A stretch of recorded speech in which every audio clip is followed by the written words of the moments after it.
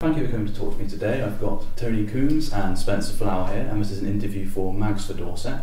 Spencer, you were the leader of East Dorset District Council for 5 years now, and you're taking up the role of the leader of Dorset County Council. With your strengths being spread county-wide, what will this mean to people of the area? Well, that's an interesting question. I mean, I was asked a similar question in a public meeting a couple of weeks ago, and I made the point that I'll never forget my roots, in that you are elected to represent local people. It's those that go out and put themselves out to vote for you.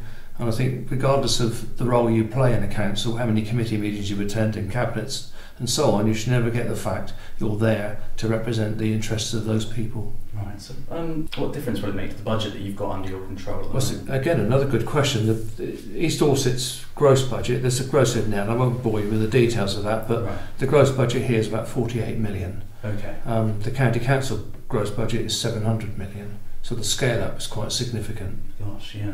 And it deals with obviously different services, you know, education, adult social care, children's social care, and so on.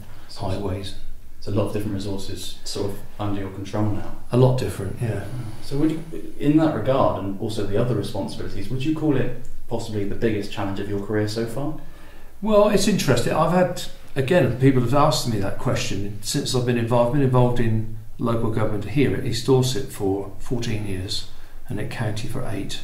And when I was a managing director in industry before that, and the biggest challenge I ever had was having to make a profit every month.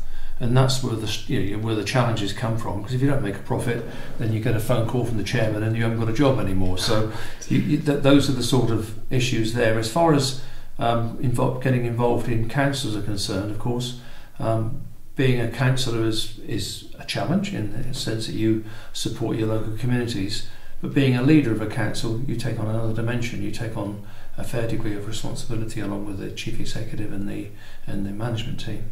Right. So yes, it's going to be a lot harder. But you think you're definitely up for the challenge? Oh, absolutely. I wouldn't have taken it on. I'm very grateful for the fact that my colleagues felt I was capable. I mean, I was asked at county again, what does it feel like being a leader? I said, well, I've been a leader for 5 years anyway, so in some respects I've probably had a 5-year apprenticeship. Yes.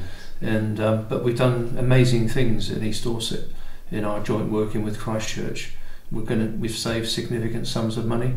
We're bringing the officer group together as one officer group under one chief executive, which is the way this is going to happen across all local authorities in the country.